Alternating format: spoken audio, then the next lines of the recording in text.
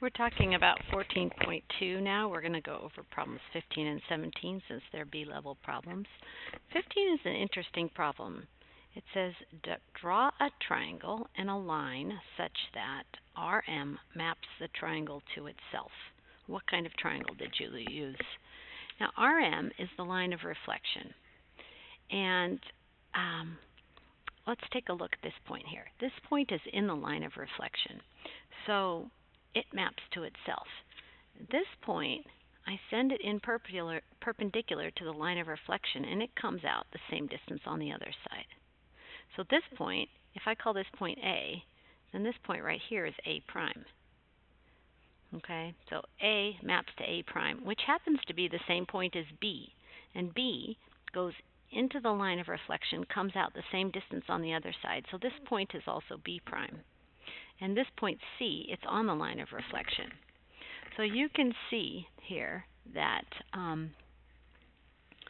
the kind of triangle that I'm going to need to map to itself is going to have, one vertex on the line of reflection, and then these guys are going to have to be equidistant away from the line of reflection.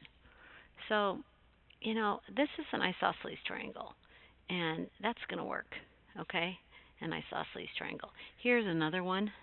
You can see as long as these points can change places, all right, then it doesn't matter how far away they are from the line of reflection. All right, so an isosceles triangle is going to work. Because an equilateral triangle is a form of isosceles triangles, an equilateral triangle will work as well. I want to show you contrasting. Now, admittedly, this is not a geometric proof, okay? This is just sort of a really casual explanation here.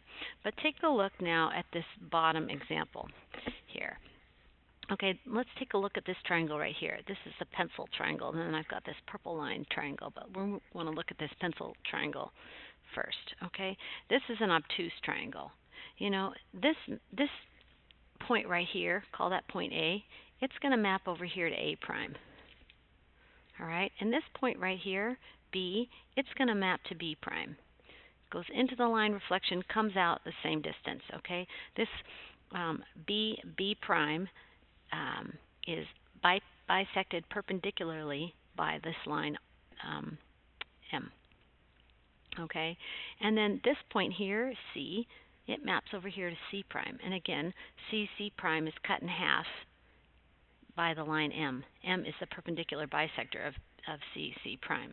So you can see, these lines, this pencil triangle doesn't map to itself. It maps to the purple one. So really, I gotta have something that is symmetric about this line of reflection, and these points are the same distance away from, my points A and B are the same distance away from the line here so that they can map onto each other. Therefore, the triangle can map onto each other.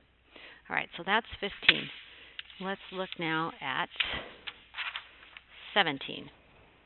17 is just playing with the definition of the reflection of a line. Let's see. Can I get this thing a little better focused here? Autofocus. All right, so 17 says this. The sketch, here's my sketch, illustrates a reflection in plane X. Now, so far, all we've talked about is a reflection in line M, but now we're going to start reflecting in a plane. And the way I want you to think about reflecting in a plane, a mirror is a plane, right? So, you look at yourself in the mirror, you're reflecting in a plane, not in a line. Write a definition of this reflection similar to the definition of a reflection in line M. Okay, so let's go and review the definition of a reflection in line M. And this definition said, a reflection in line M maps every point P to an image point, P prime, such that, well, let's take the easiest case here. If P is on the line, then P maps to itself. All right? We saw that in the last example. If P is not on the line, then we said that the line of reflection was the perpendicular bisector of P prime.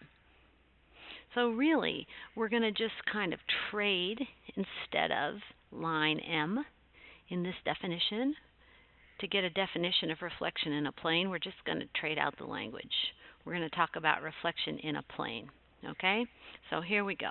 A reflection in plane X maps every point P to an image, P prime, such that, okay, we'll take the easiest case first here. So I want you to see the parallels between the easiest case in the definition of reflection in a line and the easiest case definition of reflection in a plane. If P is in the plane, then P maps to itself. So if somehow I could get my little guy to actually go into this mirror, you know, he'd reflect to itself. He'd reflect to himself. Of course, mirror image, you know, he's not going to reflect, you know, he'll get a mirror image.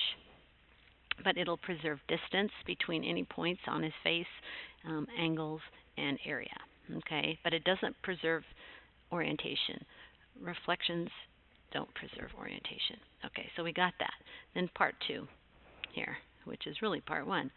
If P is not, if your point is not in the plane, then what we have to say is that this plane is the perpendicular bisector of P prime.